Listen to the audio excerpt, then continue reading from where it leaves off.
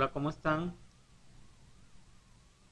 Vamos en esta clase a revisar un tema que es muy importante y que tiene mucha aplicación en casi todos los campos de la ciencia. Se llaman vectores. ¿Qué es un vector? ¿Cuál es su origen etimológico? Vector proviene del latín vector o vectoris, que a su vez se deriva de la palabra vejo, que significa que conduce el que acarrea o que transporta algo. Esto ha dado lugar a que tenga varias aplicaciones en distintas circunstancias. Por ejemplo, en bioquímica tenemos la palabra vector génico, que significa transferir información genética de un organismo a otro. En medicina es un organismo capaz de portar y transmitir un agente infeccioso. En programación se utilizan mucho los vectores en la formación de matrices o vector, que es una zona de almacenamiento continuo que contiene una serie de elementos del mismo tipo, ¿sí?, que son los elementos de la matriz. En filosofía puede representar toda una acción proyectiva que tiene una cualidad o una intensidad que son variables. En física se utiliza con mucha frecuencia y es una herramienta muy poderosa. ¿Por qué? Porque es una herramienta de tipo geométrico y sirve para representar una magnitud física. Ustedes conocen que las magnitudes pueden ser escalares o vectoriales. En física, el vector representa a una magnitud vectorial, ¿sí?, en la que tenemos un módulo, una dirección y un sentido. Pues bien, vamos a conocer a fondo este vector. Antes, observemos, por ejemplo, las aplicaciones que hemos visto. Ahí el vector génico, ¿sí?, que se utiliza en el área de bioquímica. Aquí tenemos también a dos animalitos que son transportadores de virus y que se convierten en vectores porque llevan y transportan algo. En el área de informática vemos una matriz que está conformada por varios vectores que significan transporte de información. Y en física podemos representar, vemos un gráfico de un vector en el espacio. De las aplicaciones en física se utiliza mucho, por ejemplo, en el análisis matemático del campo eléctrico. El campo eléctrico se puede representar por medio de vectores, los cuales sí están induciendo una energía a dos cargas que podemos ver allí, que de acuerdo a su tipo de carga pueden moverse de un sentido a otro, ¿no? En el análisis matemático, por ejemplo, de lanzamiento de proyectiles, podemos ver allí a los vectores que nos sirven mucho en el análisis, sobre todo para la determinación de las expresiones matemáticas de este fenómeno. Lo mismo en el análisis de un sistema en equilibrio. Bueno, definamos entonces ahora lo que es un vector, pero para ello vamos a utilizar desde el punto de vista geométrico. ¿Qué es lo que vamos a hacer para poder definir un vector? Si observamos el gráfico, vamos a trazar una línea recta, ¿sí?, a la que les llamaremos la recta L, de la cual vamos a tomar dos de sus puntos, el punto O y el punto P. Como hemos tomado dos puntos, hemos formado una porción de la recta. A esta porción de la recta nosotros la conocemos como segmento. El segmento está formado por dos puntos. Finalmente, si a este segmento le damos una orientación o sentido, cambia de nombre y lo llamamos ahora vector. Como podemos observar en el gráfico, el vector consta de dos puntos. Un punto del cual parte, que se llama punto de origen, que generalmente se le conoce como el punto de aplicación, y un punto donde llega, y el cual se dibuja una flechita o saeta para determinar, ¿sí?, el punto extremo. Esto es lo que me define el sentido del vector, puesto que ya tiene una dirección que está dada por la recta L. Por lo tanto, resumiendo, podemos decir que el punto O se encuentra el origen del vector y se llama punto de aplicación. El punto P es el extremo donde se encuentra la saeta o flecha al que llamamos punto extremo. La distancia del segmento orientado o la longitud del segmento tiene el nombre de módulo del vector, norma también o magnitud del vector. Por lo general, para poder nosotros denotar un vector, utilizamos una letra mayúscula al cual le ponemos un segmento orientado y lo que significamos con ello es una magnitud vectorial. Existen también textos o otros sitios donde al vector se le pone en letra negrilla para significar de que se trata de una cantidad vectorial. El módulo, como ustedes pueden observar en el gráfico, significa la distancia que existe entre los dos puntos, tanto en el punto de origen como en el punto extremo, que es la longitud del vector. Bien, de acuerdo a eso, podemos nosotros utilizar estos conceptos para clasificar los vectores. Y podemos primero hacer una primera clasificación de acuerdo a su punto de origen o su punto de aplicación. Entre ellos tenemos a los vectores libres, deslizantes y fijos. ¿Qué es un vector libre? Un vector libre es aquel cuyo punto de aplicación puede estar en cualquier lugar del plano o del espacio.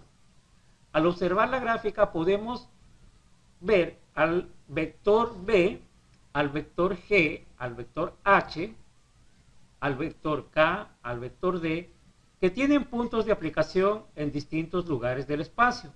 Podríamos notarlos como vectores libres. También tenemos los vectores deslizantes. ¿Qué es un vector deslizante? Un vector deslizante es aquel cuyo punto de aplicación, ¿sí?, se traslada a lo largo de su línea de acción. Si observamos el vector C, podemos ver que este se traslada a lo largo de una línea, al igual que el vector F. Lo mismo sucede con el vector A. Se traslada a lo largo de su línea de acción, ¿sí?, al igual que el vector M. Estos son los vectores deslizantes. Y finalmente, si vemos el vector E, podemos ver que el punto de aplicación en el gráfico se encuentra en el origen de coordenadas. Es un punto fijo. Podríamos decir que este es un vector fijo. Adicionalmente, podemos obtener otro tipo de vectores de acuerdo también a su longitud o su módulo. Si observamos el gráfico y nos fijamos en el vector D, y en el vector K, podemos ver que su distancia es igual a 1 o a la unidad. Estos vectores reciben el nombre de vectores unitarios porque su módulo o norma es igual a la unidad. Si observamos el vector B y el vector G y comparamos, vemos que ellos tienen la misma magnitud, el mismo módulo o la misma distancia y también la misma dirección. estos vectores también se llaman vectores iguales. Y si observamos con atención el vector G y el vector H, podemos ver que tanto el vector G como el vector H tienen la misma longitud o el mismo módulo, pero su dirección es diferente, ¿no? Su sentido es diferente. Significa que el vector G es el negativo del vector H, o que el vector H es el vector negativo del vector G. Viendo esta clasificación de vectores, podemos entonces analizar un vector. Y para poder analizar un vector, tenemos que descomponerlo. Efectivamente, si vamos a descomponer un vector, tenemos que tener un sistema de referencia. Y los sistemas de referencia nos ayudan a descomponer vectores en el espacio, el cual tiene el vector en el espacio tres componentes que están definidas por los ejes cartesianos X, Y y Z. Un vector A, supongamos, en el espacio tiene tres componentes, que son la componente en X, la componente en Y y la componente en Z, que son los que definen las tres dimensiones de un vector en el espacio. Y en el plano tenemos dos dimensiones, por lo tanto, dos componentes, la componente X y la componente Y. Estos son los que definen los vectores en el plano. Por lo tanto, vamos a realizar el análisis matemático para determinar las expresiones que nos pueden ayudar a descomponer un vector en el plano. Bien, vamos a realizar la descomposición de un vector en el plano. Para ello, voy a utilizar un sistema de referencia formado por los ejes coordenados o los ejes cartesianos. Voy a trazar un vector desde el origen hacia un punto cualquiera. Trazo un vector desde el origen a un punto P cualquiera. Luego voy a realizar las proyecciones de este punto P a los ejes coordenados para poder determinar las componentes. Realizo la proyección del punto P hacia el eje X y realizo la proyección del punto P hacia el eje Y. Con eso he determinado dos puntos, uno que lo vamos a llamar el punto A en el eje X y en el eje Y el punto B. De esta manera yo puedo determinar los valores de X y de Y formando las componentes de los vectores. Tengo en el eje X y tengo en el eje Y.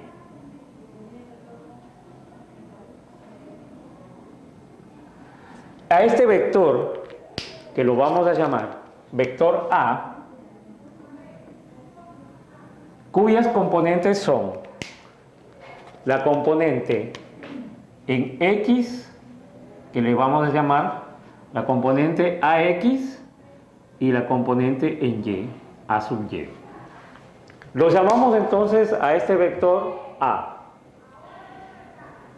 Nos vamos a servir de la geometría para poder determinar el módulo, la dirección, los ángulos directores y el vector unitario utilizando las expresiones geométricas que podemos ver aquí, que hemos formado un triángulo rectángulo. Como podemos observar, las proyecciones del punto P o el punto extremo del vector hacia los ejes ha formado un triángulo rectángulo o han formado también un rectángulo, ¿no? Bien, utilizaremos el siguiente triángulo como vemos, las proyecciones son perpendiculares a cada uno de los ejes. Utilizaremos entonces el triángulo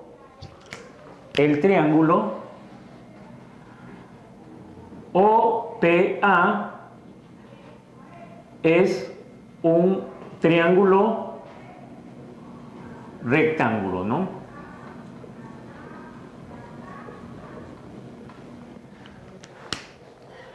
Tenemos un triángulo rectángulo y podemos determinar el valor del módulo del vector,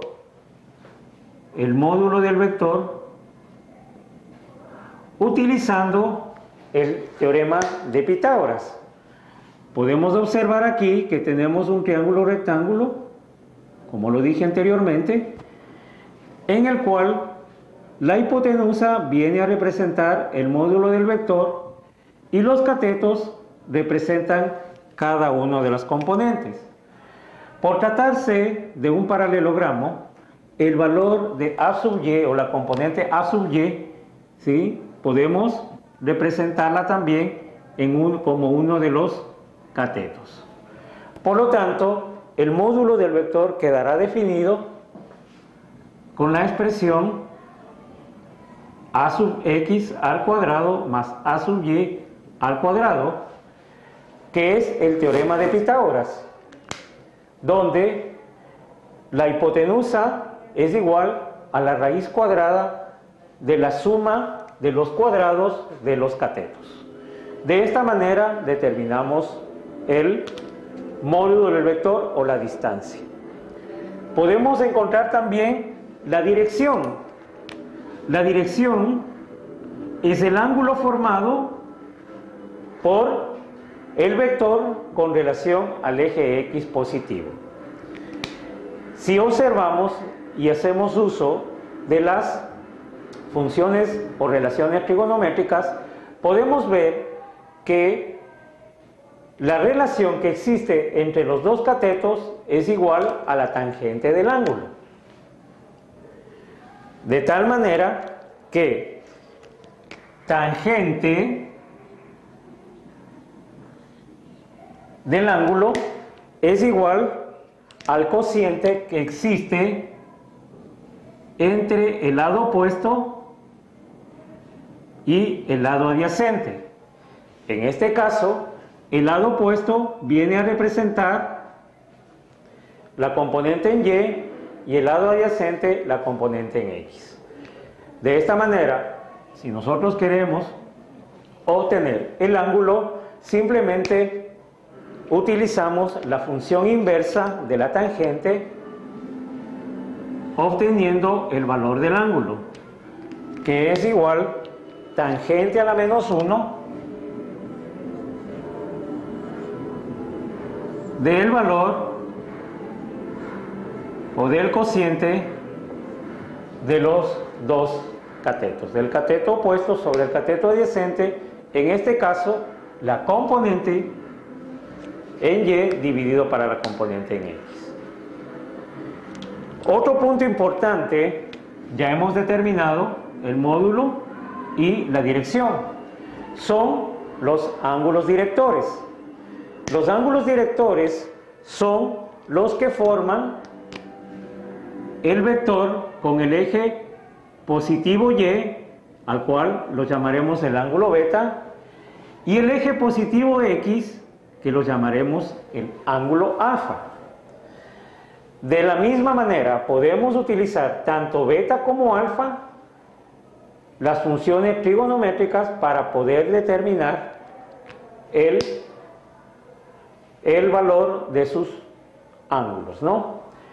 En este caso, por ejemplo, alfa coincide con la dirección, pero también podemos darnos cuenta que el ángulo alfa está formado por el cateto adyacente, que en este caso es A sub x, y la hipotenusa, que es el módulo del vector. Por lo tanto, utilizamos la función trigonométrica coseno de alfa igual a la componente en X, que es el adyacente, sobre la hipotenusa, que en este caso es el módulo.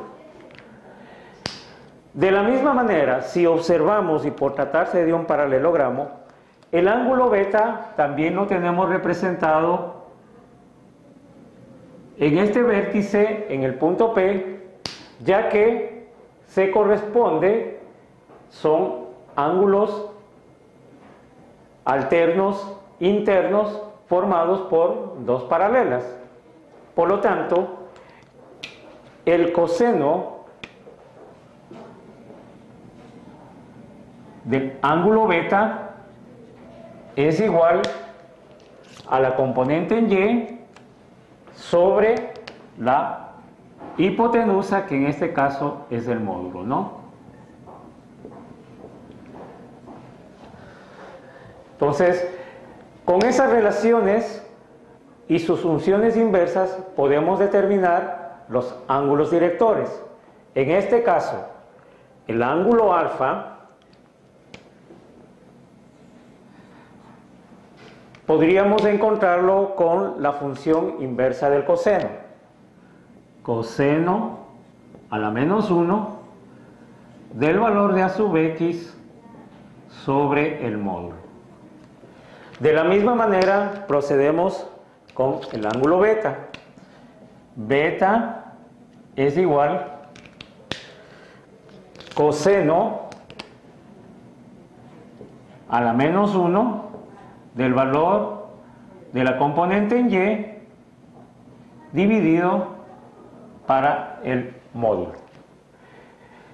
Es importante porque ya podemos conocer los ángulos directores que forma el vector. Con esto hemos realizado y hemos determinado las expresiones matemáticas en la descomposición del vector.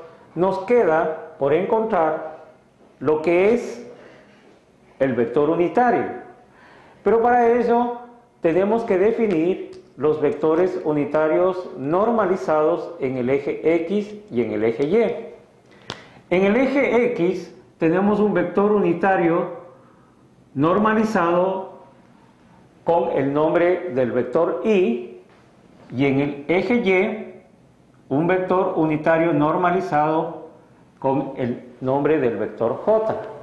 De tal manera que el vector A en función de sus vectores base lo podemos representar de la siguiente manera. Vector A en función de sus vectores base va a ser igual a la componente en X por el vector Y más la componente en Y por el vector J. Esta representación se conoce como la representación de un vector en función de sus vectores base. De la misma manera, podemos definir entonces el vector unitario. El vector unitario está definido, vector unitario, en este caso del vector A, igual al vector dividido para su módulo. Si nosotros reemplazamos el vector, vamos a obtener la siguiente expresión. Hemos visto que el vector A es igual a A sub X y más A sub Y J, que es la representación en función de los vectores base, la misma que vamos a reemplazar con estos valores, y de esta manera podemos determinar el vector unitario tal como sigue. Tenemos el vector A sub X sobre el módulo en la dirección Y más el vector A sub Y sobre el módulo en la dirección J. Entonces, Ya tenemos también la representación del vector unitario del vector A. De esta manera, nosotros hemos determinado las expresiones matemáticas para la descomposición de vectores. Algo muy importante en el tratamiento de vectores son las operaciones con vectores. Como vimos anteriormente, los vectores tienen tantas aplicaciones en distintos campos de la ciencia, por lo tanto es necesario y fundamental conocer cómo se puede trabajar con ellos.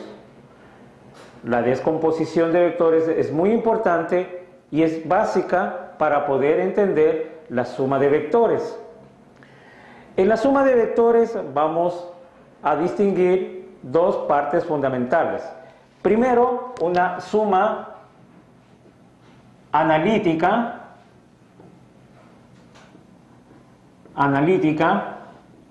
o algebraica.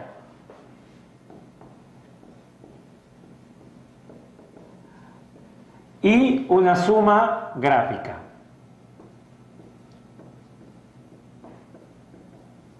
En la suma gráfica se conocen especialmente dos métodos que son los más utilizados, que son el método del paralelogramo,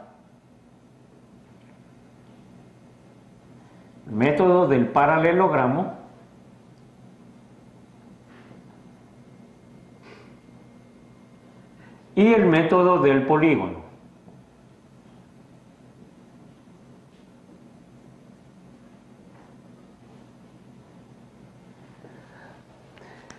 Bien, vamos a ver en qué consiste una suma analítica o suma algebraica. Como vimos anteriormente, los vectores pueden representarse en función de los vectores base. Supongamos que vamos a sumar dos vectores cualesquiera, los mismos que están representados en función de sus vectores base. Por ejemplo, yo tengo un vector A que está representado en función de sus vectores base como AX más A sub Y, J. Y voy a sumar con un vector B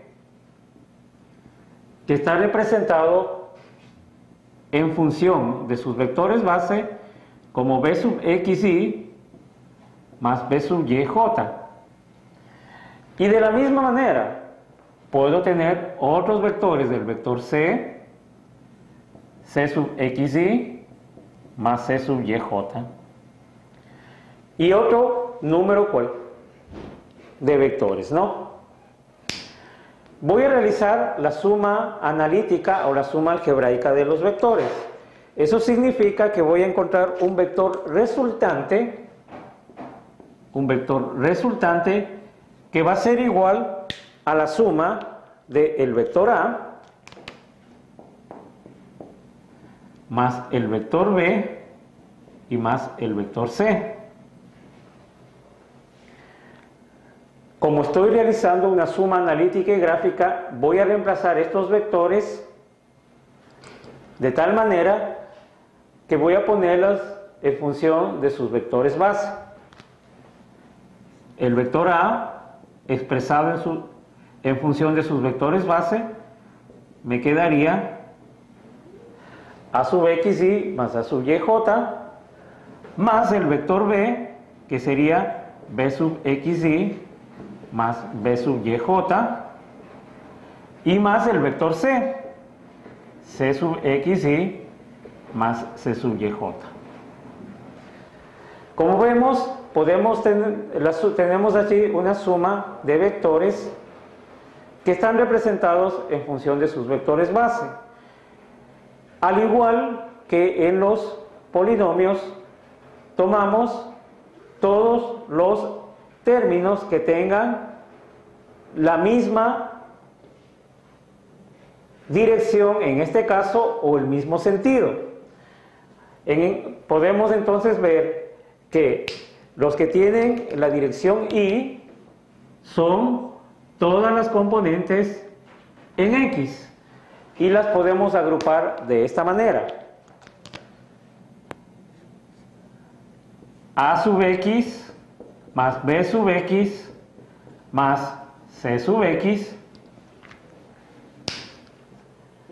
todos en la dirección y o sentido y, más a sub y más b sub y más c sub y en el sentido j.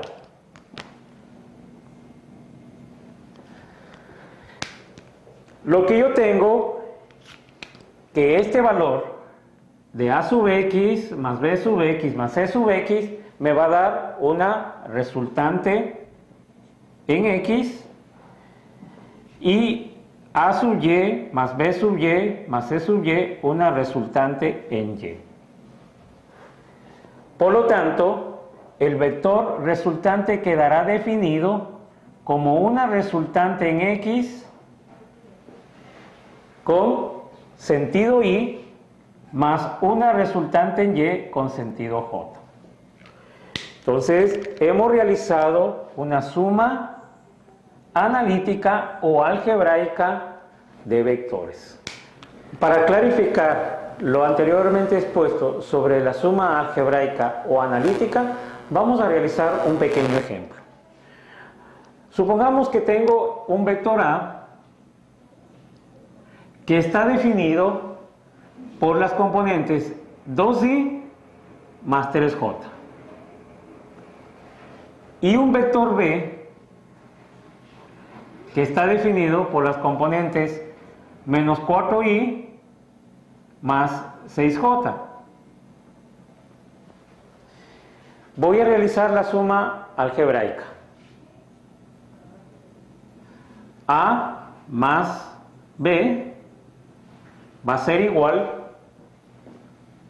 a 2i más 3j más menos 4i más 6j. Tengo representados los dos vectores. Bien, como tengo que sumar estos vectores, sumo los que tienen términos semejantes.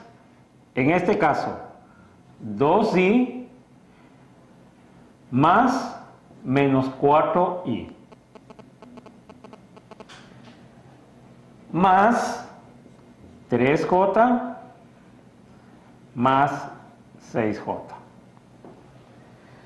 Al realizar la operación me va a quedar 2i menos 4i, me queda menos 2i,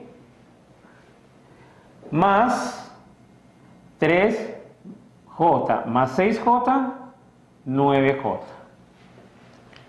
Por lo tanto, el vector resultante de la suma analítica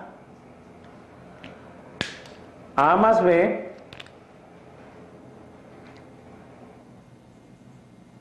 es igual a menos 2i más 9j.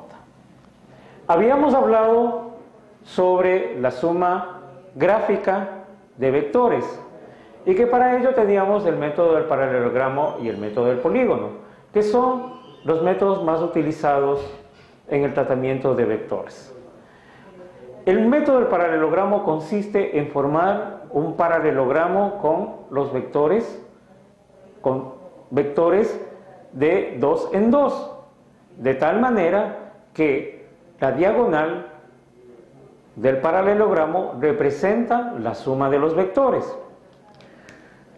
Por ejemplo, si tengo un vector A al cual le voy a sumar un vector B, de tal manera que coinciden sus puntos de origen o sus puntos de aplicación. Una vez que tengo los vectores, formo el paralelogramo, de tal manera que al trazar su diagonal me queda determinado el vector resultante. Gráficamente entonces podemos decir que esta resultante es igual al vector A más el vector B. El método del polígono lo vamos a recrear utilizando un programa denominado GeoGebra, en el cual consiste en formar o determinar un polígono con los vectores. Bueno, vamos a realizar o a representar una animación de una suma gráfica de vectores con el método del polígono. Para ello voy a ayudarme del programa GeoGebra, en el cual voy a construir 3 vectores, los mismos que los voy a sumar gráficamente con el método del polígono. Bien, utilizando el menú, cogemos vector y construimos un vector. Realizamos la construcción del primer vector. Igualmente, realizamos la construcción del segundo vector. Y finalmente, la construcción de un tercer vector. Una vez que hemos construido los vectores, los vamos a editar de tal manera que queden más sencillos para poder visualizar esta suma. Incluso vamos a cada uno a cambiarlos de color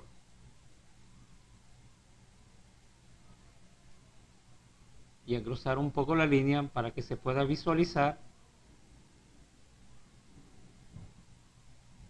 el vector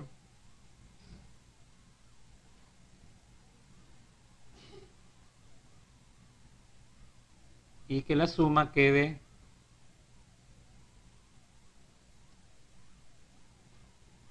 más clara. Bien, tenemos allí 3 vectores.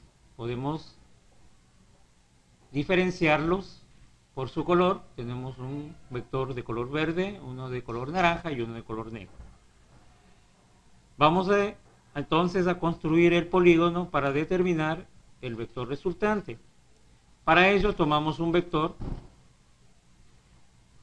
el vector verde en este caso, y lo trasladamos de tal manera que su punto de aplicación o su origen quede determinado en un punto cualquiera. Luego tomamos el siguiente vector, el vector en este caso de color naranja, y lo trasladamos de tal manera que su origen coincida con el punto extremo del vector color verde. Y realizamos la misma operación con el vector negro. Hacemos coincidir el vector, el punto de origen del vector con el punto extremo del vector anterior. Finalmente ya tenemos allí una figura a la cual vamos a cerrarla o formar el polígono, determinando un vector resultante, el cual va a ir de la siguiente manera. Hacemos coincidir el origen del vector resultante con el origen del primer vector y el punto extremo del vector resultante con el punto extremo del último vector. De tal manera que si lo editamos vamos a tener un vector resultante como el que se muestra en la figura, ¿no?